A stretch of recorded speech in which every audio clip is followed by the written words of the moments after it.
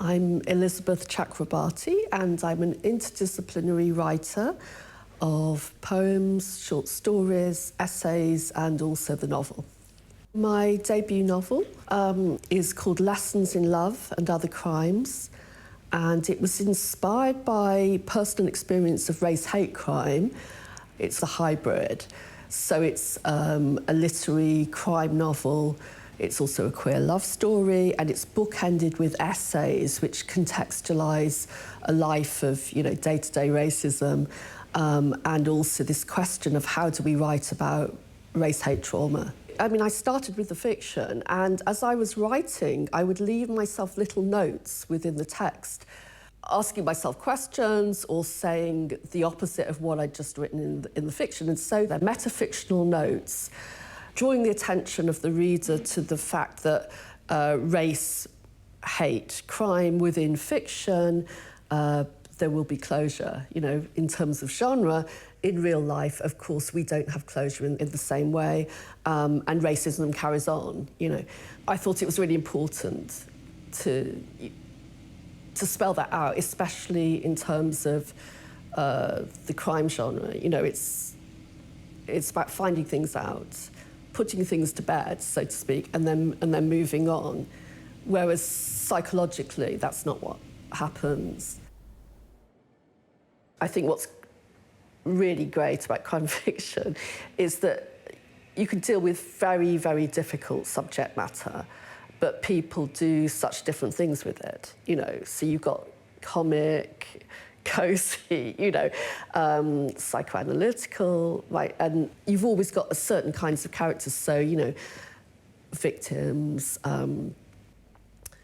some criminals, some form of detective, but obviously it doesn't necessarily need to be a detective who is a detective, So this is what I'm intrigued with crime fiction, how you can play with those characters.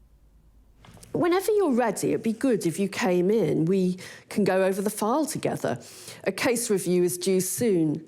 She added, often with a gap of time, people remember things that didn't seem important, but might be in retrospect. Now it's Sunday night, and everything else has gone out of focus, but what Jo said is in sharp focus, like the illuminated red numerals on the alarm clock ticking over, reminding her she should be getting an early night. The case is still open, of course. That, of course. Funny bumping into her outside a club. She'd never thought Jo might be gay, but then sexuality was the last thing on her mind, meeting her in a police station in the middle of everything. Though perhaps that's why she felt safe with her instinctively. She was the only person she trusted there when things got bad. She doesn't want to, but now she has to go back. What's happened isn't going to go away, even though she can't see how they'll ever find out who's behind it or was behind it. Now she's moved, nothing more has happened. Not since that last awful day. But what was it Jo said? Something about time?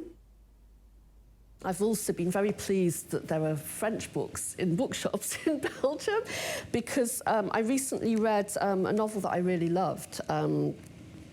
Is by Constance Debray, Love Me Tender. So I've bought her other books, Playboy and Offence. And Love Me Tender is quite sparsely written, undecorated text about a woman losing custody of her son and leaving a straight marriage and meeting women. She's living in Paris, and she was a lawyer. For me, the very interesting thing about it was this mother-son relationship and the language of the novel. But as I said, I read it in the English translation, so I'm looking forward to reading her in French to see what her writing is like in the original language. I'm in the kind of last edits of my second novel, which is also massively about love and hate, but in a very different way. And the one that I just started, part of it is set in Brussels, actually. I'm intrigued by the buildings. These beautiful, amazing buildings with gilts. There's amazing, intricate carvings. In this square, it's so opulent. And we're now starting to hear a little bit more about where the wealth came from in Belgium. You know, there's starting to be some acknowledgement. But the question for me, you know, for my writing, it relates to my novel, whereas who built the buildings, who worked on them, the people that died making them, where did the gold come from, the raw materials. I think it might come up in what I'm working on at the moment. Yes, it's something that intrigues me about, like most European countries, but particularly in Belgium, because it's something that I haven't heard that much of.